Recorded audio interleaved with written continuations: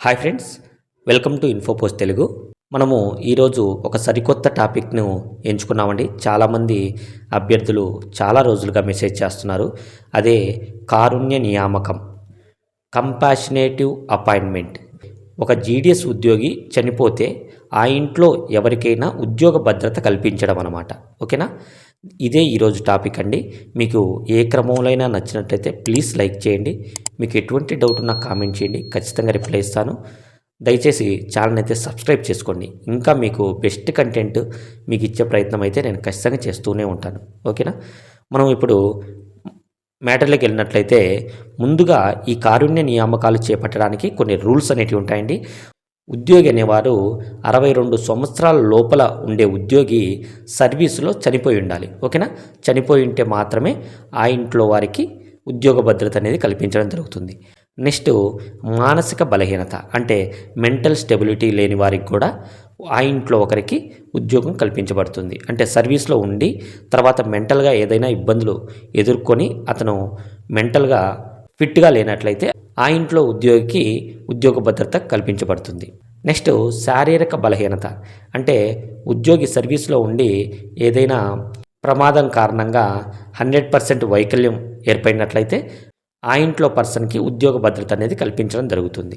Next, ఇంకొకటి ముఖ్యంగా 2 సంవత్సరాలు ఉద్యోగి కనిపించకపోయినా, అంటే సర్వీస్లో ఉండి 2 సంవత్సరాలు ఉద్యోగి కనిపించకుండా ఉన్నా కూడా ఆ ఇంట్లో ఒక పర్సన్కి ఉద్యోగ భద్రత అనేది కల్పించబడుతుంది. ఓకేనా? ఈ 4 రూల్స్కి కూడా 62 సంవత్సరాల లోపల ఉద్యోగి ఖచ్చితంగా ఉండాలి. ఓకేనా?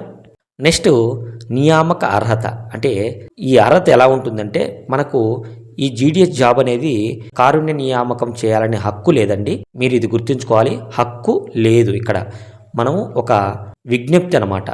ఇలా హక్కు కావాలి అంటే కొన్ని షరతులు అనేటివి వర్తిస్తాయి. వాటిలో ముఖ్యంగా మనకు ఖాళీల లభ్యత అనేది 5% లోపు ఈ కారుణ్య నియామకాలు అనేది చేపడతారండి.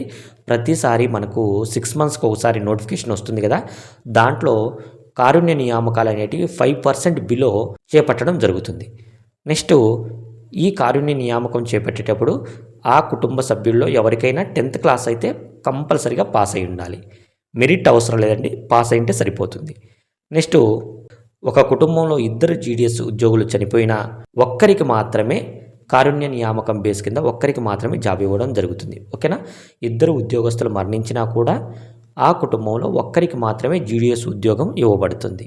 నెక్స్ట్, ఆ కుటుంబంలో కారుణ్య నియామకానికి చేపట్టే ఉద్యోగి ఇంకా ఏ ఇతర గవర్నమెంట్ జాబ్ అయితే కలిగి ఉండకూడదు.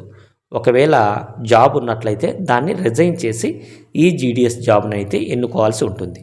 ఈ కారుణ్య నియామకాలు అనేది హక్కు లేనందువల్ల, అంతేకాకుండా 5% బిలోనే మనకు ఖాళీల లభ్యత చేపట్టడం వలన ఎక్కువ పర్సెంట్ ఇవి కొద్దిగా లంచాల ద్వారా నియామకాలు అనేది ఎక్కువగా జరిగే పరిస్థితి మనకు కనిపిస్తుంది.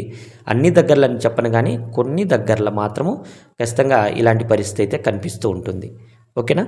నెక్స్ట్, మనం చూసినట్లయితే ఈ కారుణ్య నియామకం ద్వారా జీడిఎస్గా ఉద్యోగం చేపట్టిన అభ్యర్థి ఇతర జీడిఎస్ లాగానే పనిచేయాలి. అతనికి ఎటువంటి కన్సెషన్ ఉండదు. అంటే మధ్యలో వచ్చారు, లేకపోతే ఏం వర్క్ తెలియదు అనే కన్సెషన్ ఉండదు. ఖచ్చితంగా ఇతర జీడిఎస్ ఉద్యోగుల్లాగా త్వరగా వర్క్ నేర్చుకొని వారు జీడిఎస్ ఉద్యోగులాగా పనిచేయాల్సి ఉంటుంది. ఓకేనా?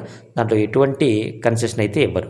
నెక్స్ట్, వీరు ఫ్రెష్గా ఎప్పుడైతే జాయిన్ అయ్యారో అప్పటి నుంచే వారికి సీనియారిటీ స్టార్ట్ అవుతుందన్నమాట. అంటే బేసిక్ అప్పుడే జాయిన్ అయినట్టు వారిని ట్రీట్ చేస్తారు. ఓకేనా?